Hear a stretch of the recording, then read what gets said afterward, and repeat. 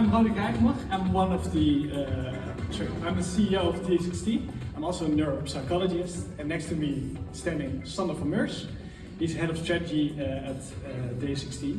And today we're going to talk about connect emotionally in a 3-second world. So, what will we touch upon today? We're going to talk about screaming for attention. We're going to talk about emotional connection through absolute marketing, and at the end we want to start a little discussion. So, it's good to be here. It's wow, we're here all together again talking about business. I think we can stand still to that it's possible to give again hands, and we may, cool. I'm still not used to it anymore.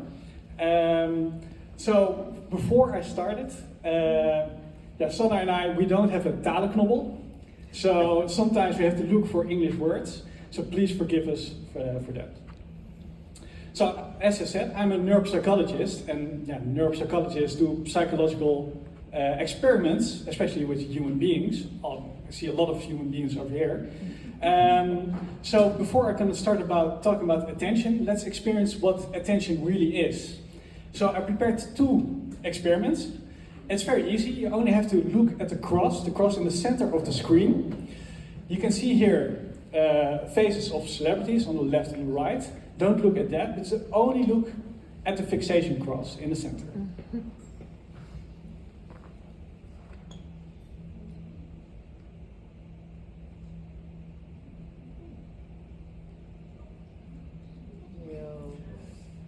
What do you see? What happens? Yo. Weird faces. Really weird. We see weird morphed faces. I want to see hands. Let's be interactive. Okay, everybody, because if you don't see it, I'm a neuropsychologist, so maybe later on we can do a therapy session. When you look to the left or the right, you can see that the faces are perfectly normal. But when you look at the fixation cross, you see crazy morphed faces. So what's happening? We have a spotlight of attention. So we have this is our site, the peripheral area. But only in the center of your peripheral area we can see objects in details. But of course you receive also information on the other side, so left and right in this example.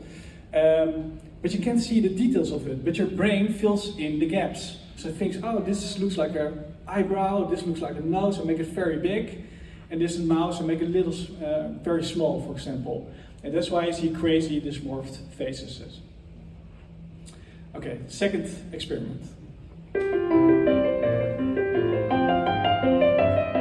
Clearly, somebody in this room murdered Lord Smythe, who, at precisely 3:34 this afternoon, was brutally bludgeoned to death with a blunt instrument. I want each of you to tell me your whereabouts at precisely the time that this dastardly deed took place.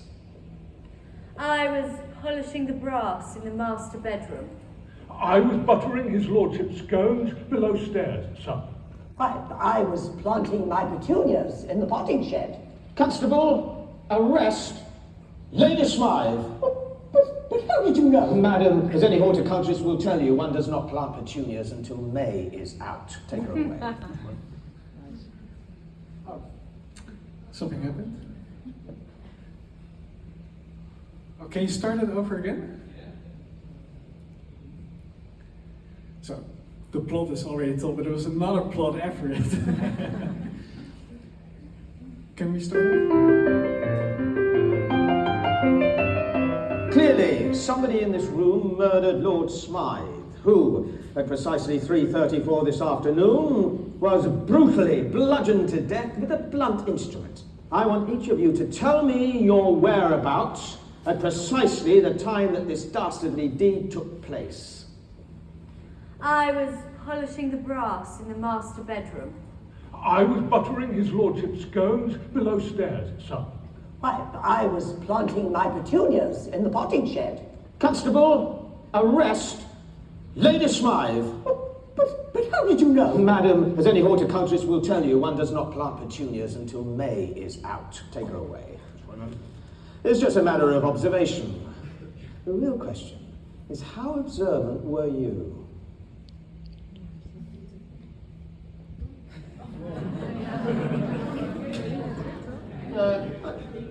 Clearly, somebody in this room murdered Lord Smythe, who, at precisely 3:34 this afternoon, was brutally bludgeoned to death with a blunt instrument. I want each of you to tell me your whereabouts at precisely the time that this dastardly deed took place. I was polishing the brass in the master bedroom. I was buttering his lordship's scones below stairs, sir. Well, I was planting my petunias in the potting shed. Constable, arrest Lady Smythe. All right. Who had all 21 changes? And you could even see it twice, so it should be easier actually. What you see over here was change blindness. So you're so focused on the plot of the story, but your brain has this, just a limit of capacity, of course. So you're so focused on this plot of the story that you don't have an eye for all the details. So your brain is filtering all the details so you can focus on the story, and that's why you don't see all those changes.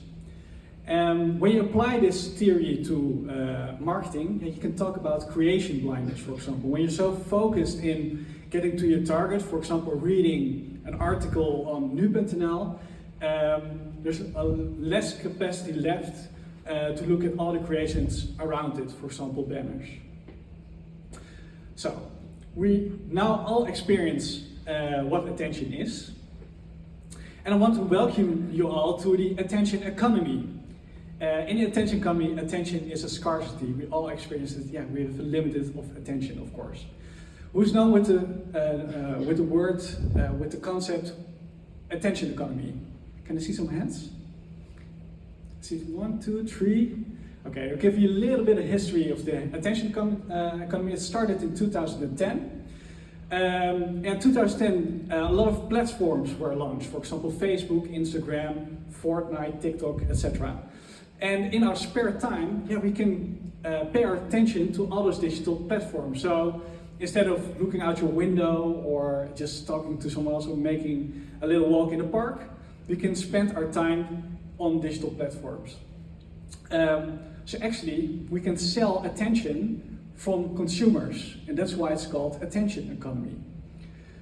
So in 2019, there was a peak in attention economy. If we Accenture did a little bit of research, there was a 12% boost in the attention economy. How come? Yeah, because of COVID, of course, we had a lot more spare time, so we could spend that time more on digital platforms. So more attention can be sold. We didn't travel to work, for example, and that time you can spend on digital platforms. But nowadays, today, the attention economy is in a recession. So now we go to work, we're all together here, so we have less spare time. You also have to think, what is attention actually? An example over here, this lady is going to the bus stop. While she's going to the bus stop, she buys some coffee, and while she's sipping her coffee and walking to the bus stop, she takes her mobile phone and looks at her Instagram page.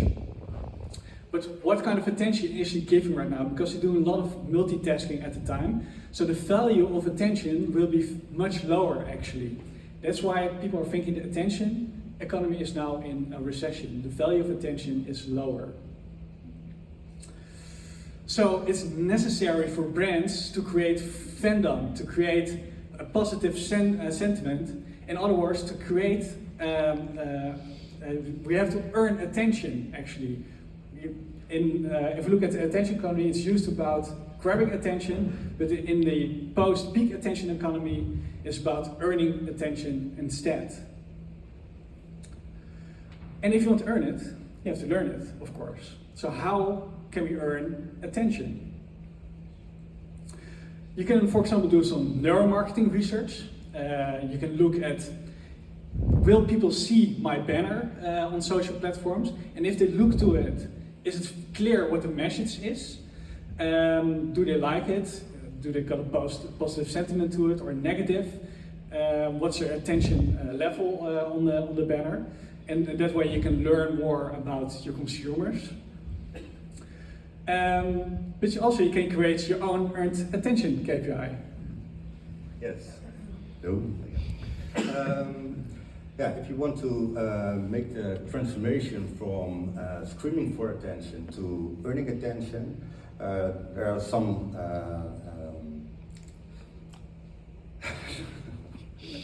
there are some things you have to keep in mind. If you want to transform it, you have to look how can we make more human interaction with people and see where we can make more impact. So when you are screaming for attention, you are buying media, you have your media KPIs. So for example, your click-through ratio, your view-through ratio.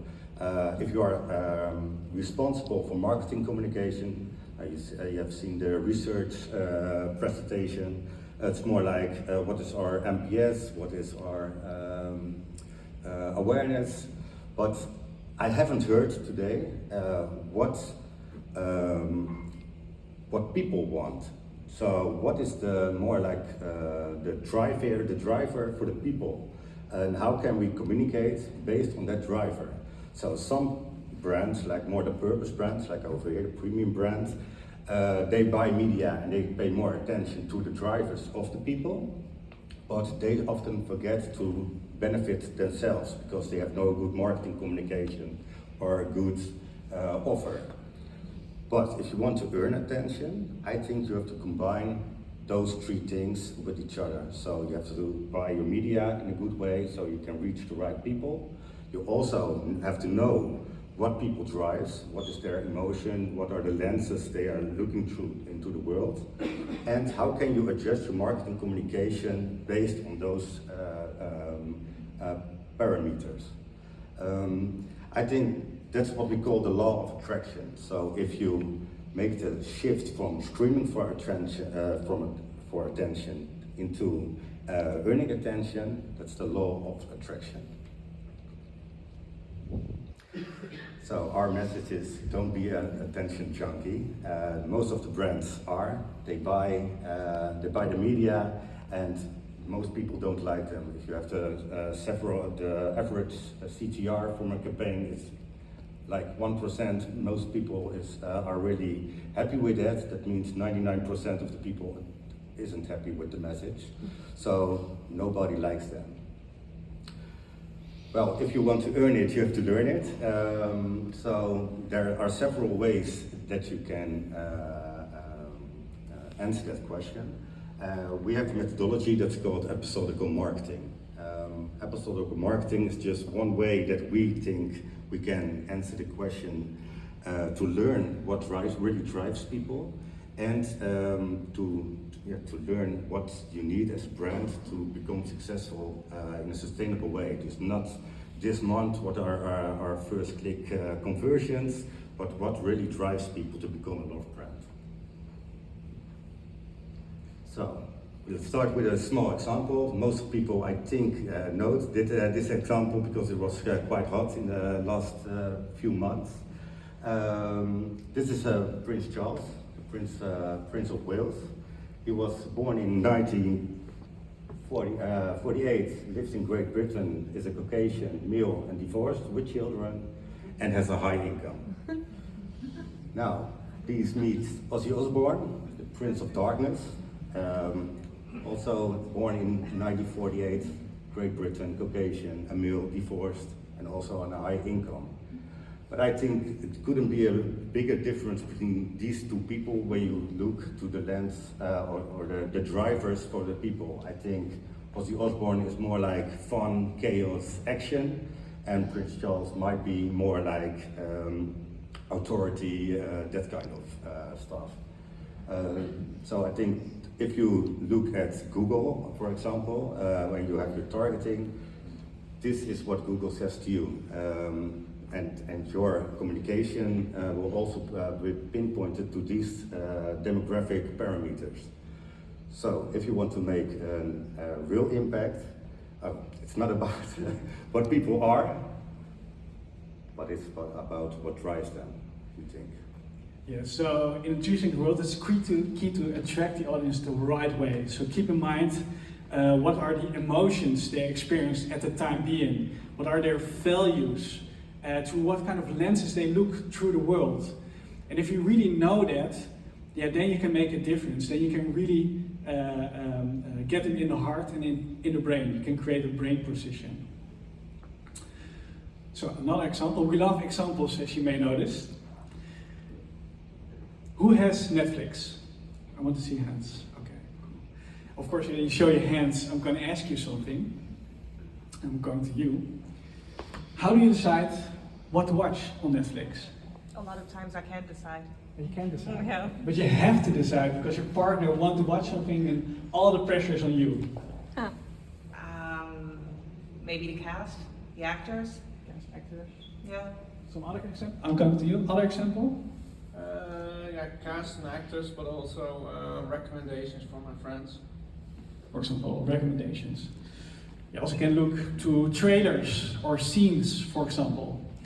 So, for example, when I had a busy day and I want to clear my mind, I want to see an action movie.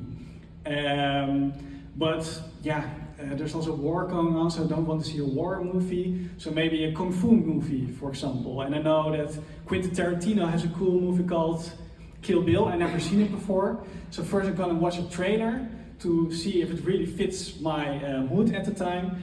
And if it fits, I'm gonna watch it, for example. So that's how we make decisions, and that's how I make my decision to what kind of movie I want to see to give my attention to it. So Kill Bill earned my attention at that time. But what if we introduce this concept of episodes, series, scenes, trailers into marketing? What if we use the human drivers to create little scenes in which we combine, for example, emotion, like happiness, with marketing communication, for example, a product from Vodafone, like a subscription, and place it on different kinds of media to different kinds of audience groups. And let's also do that for values, for example, technology and sustainability. And lenses, for example, the house father, for example. If you do that, then you can really learn how to interact, how different audience groups react to this different kind of lenses, different kind of emotions, and different kinds of values. And so you can really learn, what are the human drivers for that point. And of course, I really think, okay, that takes a lot of production effort. We do smart productions, but it's something that we maybe can discuss later on. But it is possible to create little scenes, learn from that. And based on the scenes, you can create clips, you can create episodes, you can create even seasons, big TV commercials or other kinds of marketing communication innovations. So understanding how to earn attention is start small, iterate, learn, and go further from that on. And if you do that, then you're being noticed, you can will be seen, you will be attractive, and you can become a true love brand, I hope. So are you ready to learn what drives your customer? I really want to invite you to, let's do this together, let's start a discussion. I think it was also a thing of Vodafone had, let's do things together. Well, we're here together, so let's start this discussion. And I'm really curious about what are your thoughts, what are your insights, was it clear, etc. Does anybody have questions about this? Yeah, let's see a question over here. Can you stand up maybe, or? Yeah. Yeah. I also don't have the talent knobel, so... Okay. Sorry. On the same level then.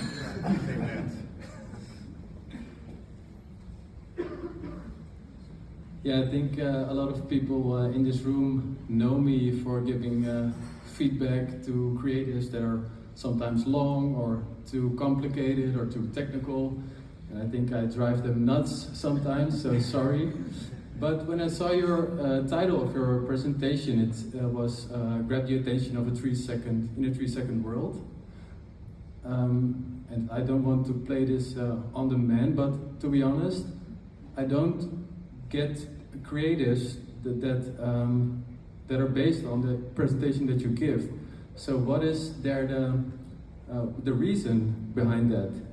And if we are the reason behind that, please tell us. Because what I saw today is really nice, but what I get is, yeah, not in line with what you say right now. What do you mean with what you get? Can you specify? Yeah, just creators sometimes long, too much text, not a clear message. So this is a question to all the creators, maybe over here. No, just to you, because what you present, yeah, it's really good and I really like it, but I just don't see it every time in your work. And I'm sorry that ik doe het ook in het Nederlands. Ik wil het op de mand, zeg maar, afvuren hier. Maar het is gewoon echt een open vraag. Ik vind gewoon echt dat jullie een goede presentatie hebben gegeven. Okay, thank you for the question. I think it's a good question.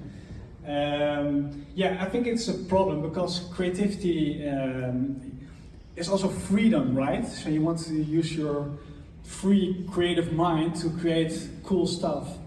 But it's not in the nature of a creative to learn, actually, or to use data per se. And that's maybe a stereotype that I'm saying right now, so also not personal state. But to create a culture of data and create a culture of learning means that you also have to create a curriculum. I don't know if it's the right English word, but that means that you have to make a message in 6 seconds. In the first 3 seconds, you have to grab the attention, and the last 3 seconds, it has to be very clear what the message should be. And that's a culture that we create within disxt, a culture of setting these curriculums, and also to learn, to gather data. And I think it's never enough. And sometimes I get the feedback, okay, we learn a lot of stuff and they can show it to me, but I think learning never stops. So it's a good feedback, but I think it's an ongoing process to give creatives freedom, but also give them curriculums to apply this. Yeah, another question in the back. So very good. Think about questions, please, so we can really start this discussion. Guys, building on the previous question, a lot of your presentation focuses on creativity applied in advertising and digital advertising, whereas we saw this morning Netflix being a love brand, which Netflix is not a brand that necessarily advertises a lot. No. What is your perspective on creativity and how it functions outside of advertising? I'll pass this question to Sander, otherwise I'm speaking too much. And great presentation, by the way. Oh, thank you. Can you please repeat the question? My question was, a lot of this morning we talked about love brands, about Coolblue and Netflix being love brands. Especially Netflix is not a brand that necessarily advertises a lot. Your presentation focused a lot on advertising, more specifically in digital advertising. I was curious about your perspective on creativity and everything we've learned today outside of advertising, which we saw in the Vodafone presentations as well. A lot of the brand is built outside of advertising. So yeah. So you mean like the